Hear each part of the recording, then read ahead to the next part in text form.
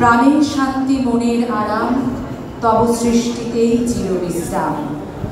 বৈশাখী খরা কিংবা শ্রাবণে ধারে তোমার পরশ যেন পাই বারে বারে।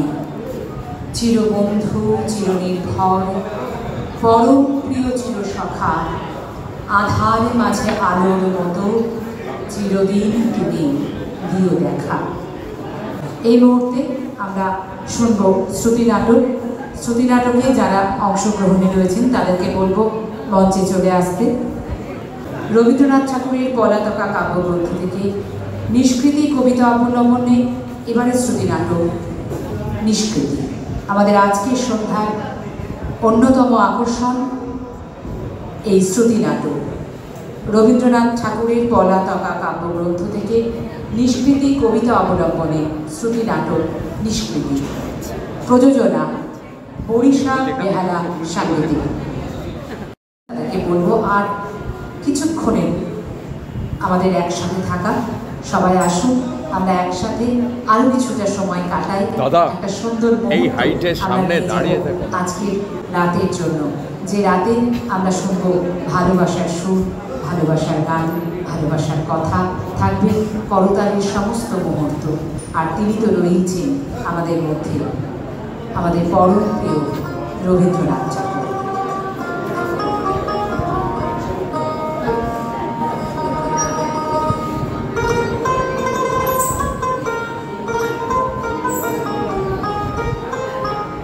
নাটক নিষ্কৃতি। প্রযোজনা বরিশা বেহালা সাংগীতিক।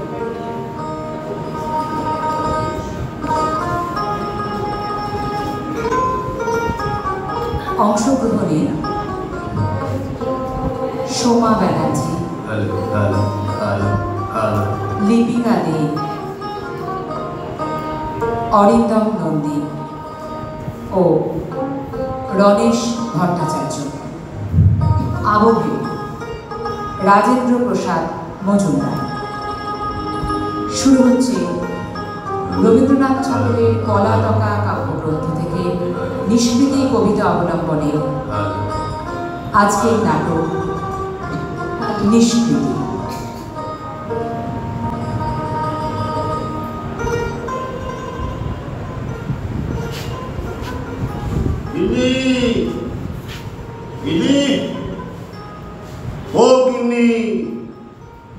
বলি কোথায় গেলে? ঘরে আছো নাকি ভর দুপুরে নাকি সর্ষের তেল দিয়ে ঘুমাচ্ছ? হ্যাঁ এই তো হেসে গেছিলাম তো তাই ডাক শুনতে পাইনি গো। কি যে করো সারাদিন হেসেলে? সারা জীবন তো শুধু ঠাকুর ঘর আর হেসেল ঘর করেই কাটিয়ে দিলে। বলি সংসার ধর্মের আরো কাজ আছে তো নাকি? আজ একাদশী তাই রান্না করতে একটু দেরি হয়ে গেল গো। থাক থাক, আর সাফাই দিতে হবে না। শোনো, আমাদের মঞ্জুলিকা যে ধীরে ধীরে বিবাহযোগ্য হয়ে উঠেছে, সে খেয়াল আছে তোমার? মঞ্জুমার বিয়ে কতই বা বয়স হলো? ওই তো কচি মেয়ে আমাদের, এর মধ্যে বিয়ে? থামো, মায়ের চোখে মেয়ের বয়স আর কোনোদিনই বাড়বে না। তোমার অন্ধ স্নেহের জন্য কি আমি ধর্মচ্যুত হব? একজন পিতা হিসাবে সৎপাত্রের হাতে সম্প্রদান করে কন্যাদায় থেকে মুক্ত হওয়াই প্রধান কর্তব্য। তা কোথায় মঞ্জুর বিয়ে স্থির করলে? এতল্লাটের সবচেয়ে কুলীন বংশ, বুঝলে? পঞ্চাননের সঙ্গে মঞ্জুলিকার বিয়ে আগামী বৈশাখে ঠিক করে এলাম। পঞ্চানন? সে কি? ও তো বয়সে অন্তত 5 গুণ বড় হবে মঞ্জুর থেকে। মঞ্জু তো ওকে দেখেই ভয়ে জড়সড় হয়ে থাকে। না না না না, আমি এ বিয়ে কখনোই হতে দেব না। এই তোমার নাকি কান্না থামাও তো বিন্নি। অনেকদিন ধরে খুঁজতে খুঁজতে পঞ্চাননকে পাওয়া গেছে। ও যে মস্ত কুলীন ঘরের ছেলে। সমাজে উঠতে হবে তো নাকি? সে ব্যাপারে তোমার কোনো চিন্তা আছে? ওকে ছাড়লে এমন পাত্র কোথায় পাবো শুনি? কেন? ওই যে চাটুর্যেদের ছেলে পুরী, নাই বা হলো পুরী।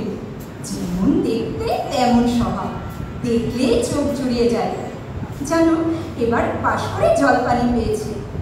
আহা, একেবারে সোনার টুকরো ছেলে। এক পাড়াতে হেসে খেলে আমাদের মেয়ে বড় হলো। পুলিনকে যদি আমি আজই বলি, ও এখনই রাজি হয়ে যাবে।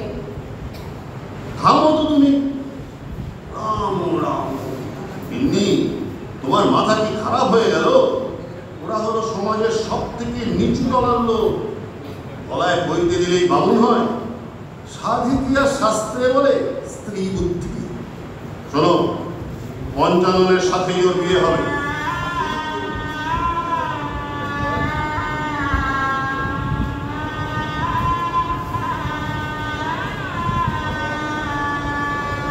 আজ আমার মঞ্জুরিতার বিয়ে। পারলাম না বিয়ে আটকাতে। বরের বাড়ি থেকে গিন্নিদের মঞ্জুর মুখ দেখে যাওয়ার পর থেকে মঞ্জুর মুখ যে কাটায় হতবিক্ষত হয়ে চলেছে, সেটা মা হিসেবে বিলক্ষণ বুঝি। কিন্তু মেয়েদের ব্যথা শূন্য আকাশে ঘুরে মরে, এটাই পরিতজ্ঞ। ধর্মের পটলতায় গভীর গর্বে গর্বিত মঞ্জুর বাবার জীবনের রথের চাকা কোনো মতে ইচ্ছে খাবে এদিক থেকে ওদিক হবে না। গিন্নি, গিন্নি, আরে গিন্নি, তুমি এখানে? চলো চলো, মেয়ে জামাইকে আশীর্বাদ করতে হবে তো। আমি তোমায় সারা বাড়ি খুঁজে বেড়াচ্ছি। তোমার পাষাণ হৃদয়কে মেয়ের নীরব কান্না ভরা পড়ে না? দেখতে পাও না তার বেদনা ভরা মুখখানি? গিন্নি, ধর্মের সাধনা বড়ই কঠিন। অষ্টাবক্র যমদগ্নির মতো কঠিন ঋষিদের তুল্য সাধনা করতে মনের জোর থাকা যায়। মেয়ে মানুষ হয়ে তুমি এসব বুঝবে না। তার থেকে চলো, মেয়েকে আশীর্বাদ করে বলি সে যেন সতী সাবিত্রীর মতো হয়।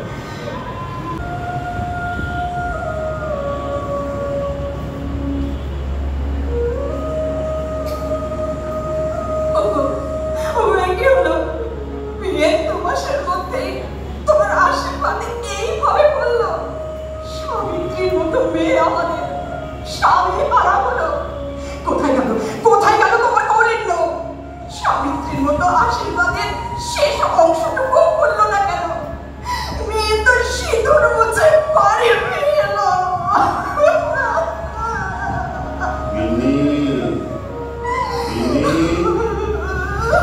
মনকে শান্ত করো, ধর্মের দিকে রাখো।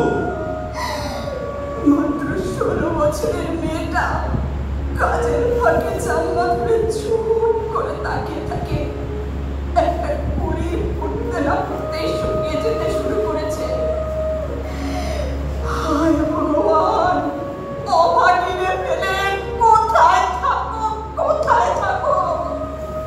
শোনো, আমি যেমন করে পারি আবার আমি মঞ্জুর দিয়ে দেবো। তাকে যার খুশি সে নিতে করুক। বেশ, তবে আর কটা দিন ধৈর্য ধরো।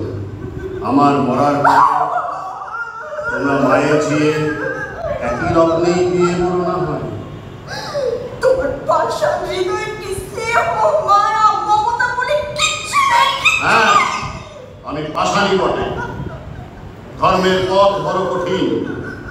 তোমাদের মতো ননির পুতুল হলে এতদিনে কেঁদেই গলে যেতাম। তোমার বড় ভোগের সংসারে ওইটুকু মেয়েটা বলে ছাতি ফেটে শুকিয়ে পড়বে। এর থেকে বড় অধর্মর কি হতে পারে? তোমার শুক্রপতির পাতায় প্রাণ নেই, অন্তর্যামী ছাড়া। এ দরদ কে বুঝবে? মেয়ে মানুষ, হৃদয় তাপের ভরা মানুষ। জীবন একটা কঠিন সাধনা, বুঝেছ? সে জ্ঞান তোমাদের নেই। যাও, বিরক্ত করো না, আমাকে তামাক সেজে দাও। একটা ইংরেজি প্রেমের উপন্যাস সেটা শেষ করতে দাও।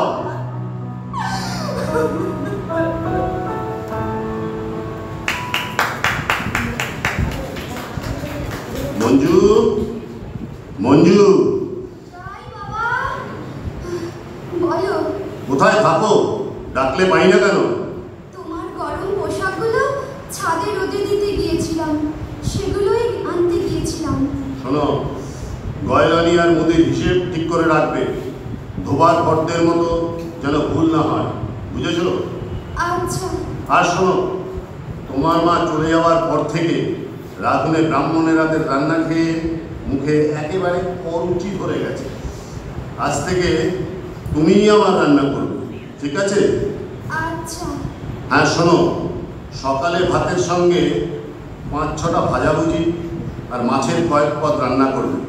রাতে বেশি কিছু লাগবে না, রুটি কিংবা লুচি আর কাঁঠাল মাংস। বাবা, আজ তো আমার একাদশী, আজও কি আমায় এইসব রান্না করতে হবে? একাদশীতে বিধবায় আমিষ রান্নায় কোনো বাধা নেই। আর শোনো, ঘরটা একটু নিজের হাতে ছেড়ে মুছে রেখো। তোমার বর্দা তো সংসার নিয়ে পাটনায়, বর্দি ফরিদপুরে, আর ছোটি মাদ্রাজে নিজেদের স্বামী সংসার নিয়ে ব্যস্ত। বুড়ো বাপের দিকে কারো নজর নেই। তুমি ছাড়া কে দেখবে আমায়? সে তো ঠিকই বাবা। তোমার মায়ের মতো কাসুন্দি বানাতে শিখলে না আজও? পান সাজাটুকু এতদিনে মার কাছ থেকে শিখে নিতে পারলে না? কি যে করলে মায়ের সাথে থেকে। আজকালকার মেয়েরা আগের মতো নয়। আমার মায়ের যত্ন যে একবার পেয়েছে, তার কি আর অন্যের সেবা ভালো লাগে?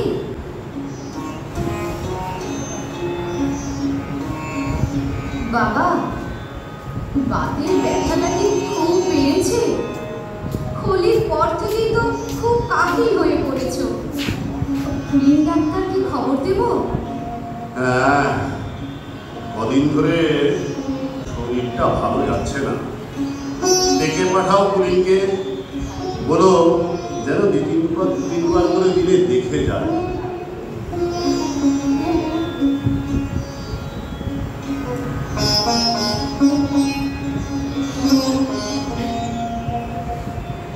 মঞ্জু, মঞ্জু, ও পুলিন না, বাবা তো তার ঘরে শুয়ে আছে, ডেকে দি বাবাকে। না মঞ্জু, আমি তোমার সঙ্গে কথা বলতে এসেছি।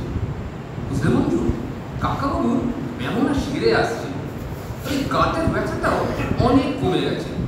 এখন একটু একটু করে হাত পাও নাড়তে পারছি।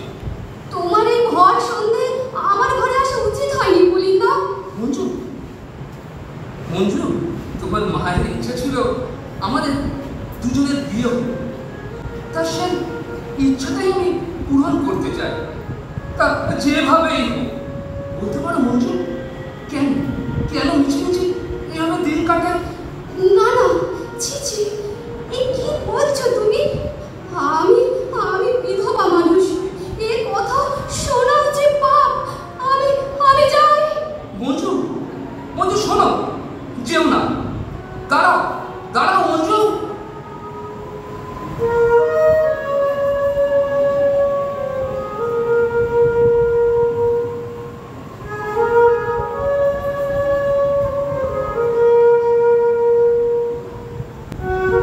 ঈশ্বর, এ আমায় কোন পরীক্ষায় ফেললে?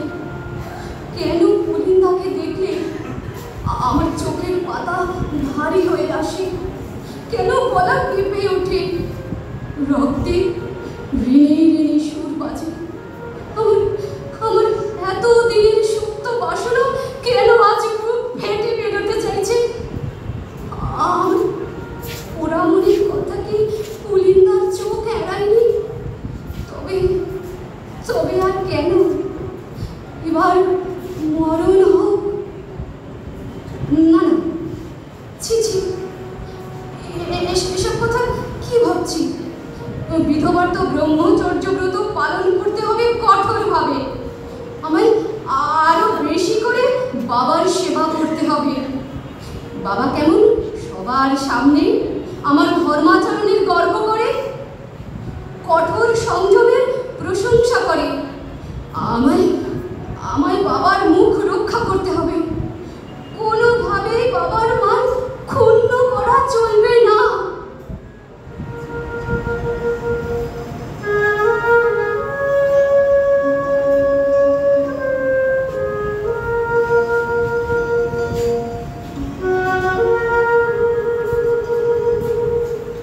বন্ধু, আর কত সংযমের সাধনা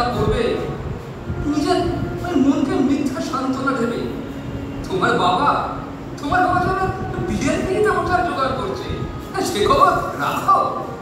কি বলছো পুলিনা? মা কত হয়েছে? এখনো 11 মাস হয়নি। এর মধ্যে বাবা বিয়ে করবে? তবে বলছি কি, দেখছো না বাড়িতে ওই ঘন ঘন ঘটক আসা যাওয়া করছে। তাই সবাই কেমন ব্যস্ত থাকে। ঘরে নতুন বিলিতি আসবাব আসছে, চুলে কলম পড়ছে, গায়ে আতর। ঘরে বিধবা যুবতী মেয়েকে দেখে বাবা নিজে বিয়ে করতে চলল। আর তুমি মিথ্যা সংযমের মায়া গেলে প্রবোধ দিচ্ছ। মায়ের কল্যাণী মূর্তিখানি বাবা এর মধ্যে ভুলে গেল। হোক না তার মৃত্যু, তবু এই বাড়ির জল হাওয়ায় সে যে এখনো বিদ্যমান, সর্বত্র তার ছোঁয়াও বর্তমান। তবু এর মধ্যে বাবা এ কি করতে চলেছে? না না না, এ হতে দেওয়া যায় না। আমি এখনই বাবার কাছে জানতে চাইব।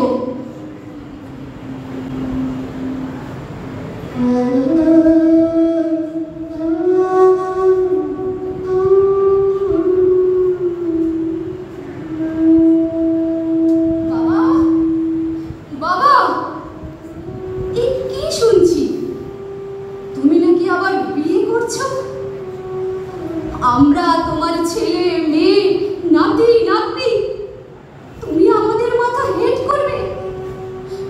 মায়ের কথা এত তাড়াতাড়ি ভুলে যাবে? তুমি এতই কঠিন? তোমার প্রাণে কি মায়া মমতা বলে কিছুই নেই? আমি যে কঠিন তা সবাই জানে। আমার পক্ষে বিয়ে করা একটা কঠিন কাজ, কিন্তু স্ত্রী না থাকলে গৃহধর্ম অপূর্ণ হয়ে যায়। মনু থেকে মহাভারত সকল শাস্ত্রে এই কথাই বলে। ধর্মের মতো পথে হাঁটা অত সহজ নয়, বুঝেছ? যে কাপুরুষ দুঃখ নিতে দুঃখ দিতে ভয় করে, সে কেন বা আসে পৃথিবীতে? যাও, আমার কাজ আমাকে করতে দাও।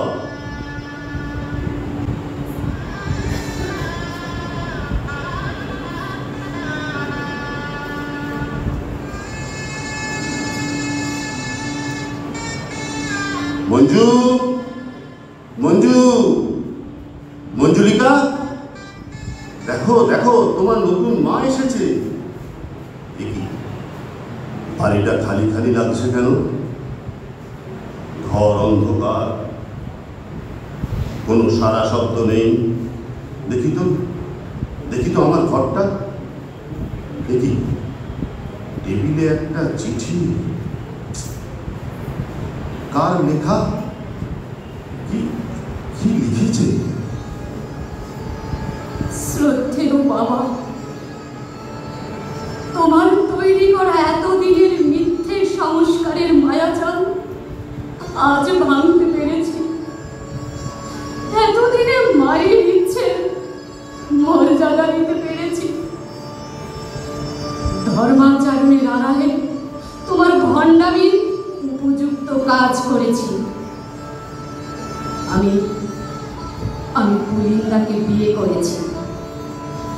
আজই আমরা ফরাক্কাবাদে চলে যাচ্ছি। তুমি আমাদের প্রণাম গ্রহণ করো, আমাদের আশীর্বাদ করো।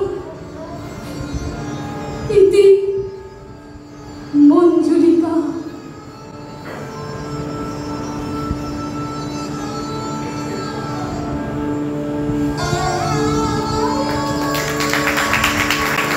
আমরা শুনলাম নাটক নিষ্কৃতি।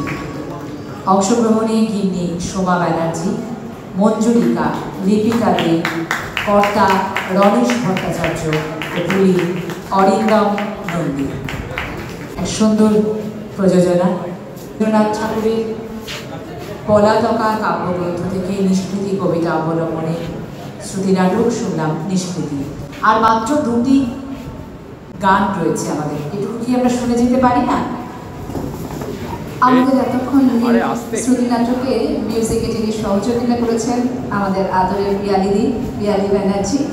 আর আমি আজকে যার জন্য আপনাদের সবার হাতে অ্যাডভেন লেবেল তুলে দিতে পেরেছি তিনি হলেন আমাদের অফিসিয়াল ফটোগ্রাফার, আমাদের সকলের দাদা শ্যামল দাস। শ্যামল দার জন্য একটা জোরে হাত তালি।